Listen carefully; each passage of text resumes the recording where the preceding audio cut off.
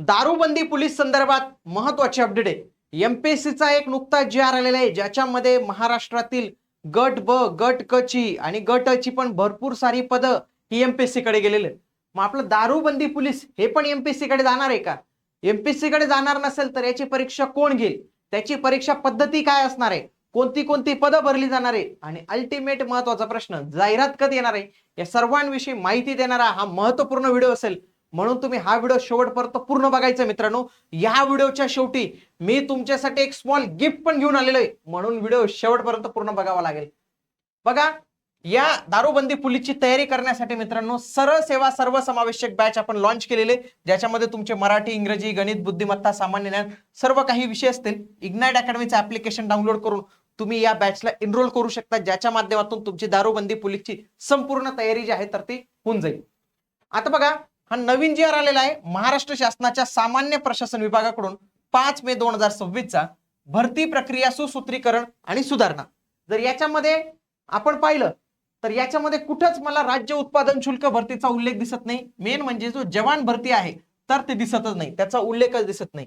याच्यामध्ये ऑलरेडी विधानसभेमध्ये उत्तर देण्यात आलेलं होतं की 1232 नवीन पदं निर्माण करण्यात आलेली। लक्षात घ्या, बघा दिनांक 31 जुलै 2025 रोजीच्या शासन निर्णयाद्वारे 1232 नवीन पदं निर्माण करण्यात आली असून सदर पदं भरण्याची कारवाई करण्यात येणार आहे।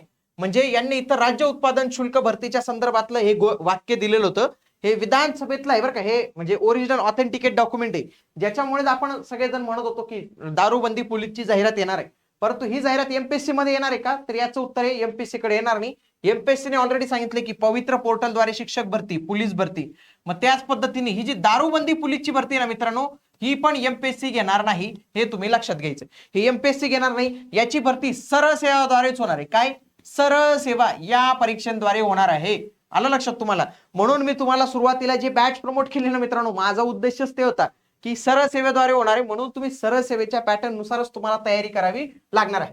कोणती कोणती पदं भरली जातील? बरेच युट्यूबला लोक व्हिडिओ बनवतात, शॉर्ट्स बनवतात, अजिबात व्यवस्थित माहिती घेत नाही। ते म्हणतात लघुलेखक निम्न श्रेणी आणि लघु टंकलेखक याची जाहिरात येईल। अरे कशाला येईल? स्टेनोग्राफरचं पद आताच 5 मेच्या नुसार रद्द करण्यात आली, याची जाहिरात येणार नाही मित्रांनो। याच्यात बघा लक्षात घ्या, जवान राज्य उत्पादन शुल्क याची जाहिरात येईल, जवान ड्रायव्हर याची जाहिरात येईल आणि याच्या प्रासी याची जाहिरात येऊ शकते। आता हे पद कॉन्ट्रॅक्टने करतात का काय, कारण की बाकीच्या डिपार्टमेंटमध्ये हे पद कॉन्ट्रॅक्टने करून टाकले बरं का, म्हणजे याची जाहिरात येते का नाही ते माहित नाही, परंतु आपली जवानची जाहिरात येईल। जवानसाठी 10वी पास पाहिजे मित्रांनो आणि ड्रायव्हरसाठी 7वी पास पाहिजे। मग जवान 10वी पास पाहिजे असे बरेच उमेदवार आहेत की ज्यांची 10वी पास झालेली आहे आणि राज्य उत्पादन शुल्काची जाहिरात आली नाही। पण तुमच्यासाठी आणखी एक सरकारी नोकरीची संधी आलेली आहे, ती म्हणजे आदिवासी विकास विभागात। म्हणजे जरी आदिवासी विकास विभाग असेल तरी त्याच्यात SC, ST, OBC, open, EWS सगळेजण फॉर्म भरू शकतात। त्याच्यात चौकीदार पदाची जाहिरात आलेली आहे, ग्रुप डी चं पद आहे आणि सरकारी नोकरी बरं का, परमनंट सरकारी नोकरी, त्याची जाहिरात आलेली आहे, त्याच्यात तुम्ही फॉर्म भरू शकतात।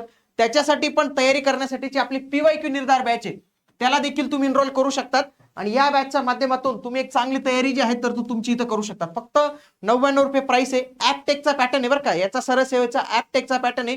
पॅटर्न थोडा जो आहे तर तो याचा वेगळा इथं पाहायला मिळतो। ओके, आता याच बॅच मध्ये सगळे काही व्हिडिओ लेक्चर्स वगैरे सगळं काही तुम्हाला अवेलेबल करून दिलेले। आता हे जर आपण जवान भरतीचं पाहिलं तर जवान भरतीमध्ये आपल्याला शारीरिक पात्रता पण द्यावी लागते। लक्षात घ्या, बघा जवान आणि ड्रायव्हर याला दोघांना बघा 165 सेंटीमीटर पुरुषांना हाईट आणि 79 सेंटीमीटर 5 सेंटीमीटर छाती। त्याच्यामध्ये महिलांना 160 सेंटीमीटर हाईट आणि महिलांना 50 किलो वजन अनिवार्य असतं। ही शारीरिक पात्रता इथं कंपल्सरी असते। परीक्षा पॅटर्न हाच राहणार आहे, लक्षात घ्या, अशाच पद्धतीने परीक्षा पॅटर्न राहणार आहे, बदलणार नाही, कारण की ही सरळ सेवेमध्येच टाकलेली आहे। मग परीक्षा कोण घेणार आहे मित्रांनो? परीक्षा मागच्या वेळी टीसीएस ने घेतली ती, मोस्ट प्रोबेबली ही परीक्षा टीसीएसच घेईल। टीसीएस ने नाही घेतली तर ही परीक्षा घेईल आयबीपीएस।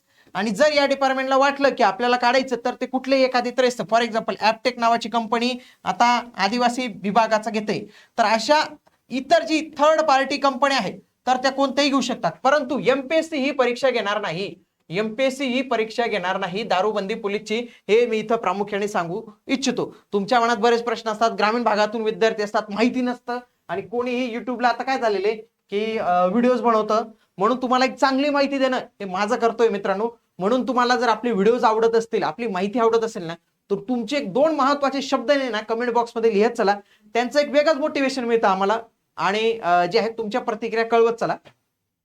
पॅटर्न काय असेल बघा, रिझनिंग याच्यात बघा 30 प्रश्न 30 गुण, 30 30 30 30 30 30 ओके, एवढं सगळं पाहायला मिळतं. आणि इथं 120 प्रश्न पाहायला मिळतात आणि इथं 120 गुण आहे. 30 प्रश्न 30 गुणांसाठी. जीकेचा आहे बघा, मराठी आहे, इंग्रजी आहे. आणि इथं हा इंग्रजी महत्वाचा अवघड सब्जेक्ट पाहायला मिळतो, कारण की 10वी 5च्या उमेदवाराला थोडासा अवघड जातो. मागच्या वेळी हा TCS ने घेतलेला होता आणि 10वी लेवलने प्रश्न जे आहेत तर ते येत असतात इथं.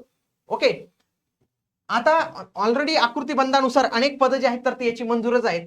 आता दारूबंदी पोलीसच्या संदर्भात मी तुम्हाला काय बोललो, तो तुमच्यासाठी माझ्याकडे गिफ्ट पण आहे. मागच्या वेळी झालेल्या ज्या प्रश्नपत्रिका आहेत बघा, या प्रश्नपत्रिका तुम्हाला पाहायला मिळतात.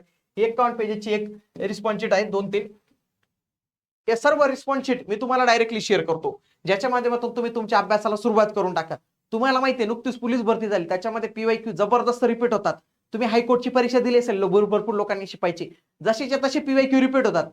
तुम्हाला हे PYQ कामात येतील, हे सगळेच्या सगळे सॉल्व्ह करायचे, कारण की सेम समजा TCS ने घेतली तर या प्रश्नपत्रिका फार कामात येतील.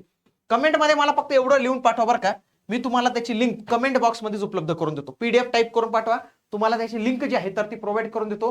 आणि या प्रश्नपत्रिकांचा एक चांगल्या पद्धतीने अभ्यास करा. सोबतच नगर परिषदे भरती संदर्भात एक अपडेट आले, तो तुम्ही व्हिडिओ पाहू शकता. आदिवासी विकास विभागातील चौकीदारचा अभ्यासक्रम डिटेल दिलेला आहे. महाराष्ट्रात असा व्हिडिओ कुठेच नाही. वनरक्षकचा पण अपडेट आलेली आहे. वनरक्षक कोण घेणार आहे, काय पॅटर्न असणार आहे, त्याचे पण प्रश्नपत्रिकांच्या सगळ्या काही गोष्टी दिलेल्या आहेत. सोबत या आदिवासी विकास विभागाचा फॉर्म कसा भरावा ही संपूर्ण माहिती दिलेली. मित्रांनो, या संपूर्ण माहितीसाठी फक्त तुम्हाला एकच काम करायचंय, आपल्या चॅनलला आजच जॉईन करून ठेवायचंय. भेटूया पुढील व्हिडिओमध्ये. तोपर्यंत जय हिंद, जय महाराष्ट्र, धन्यवाद.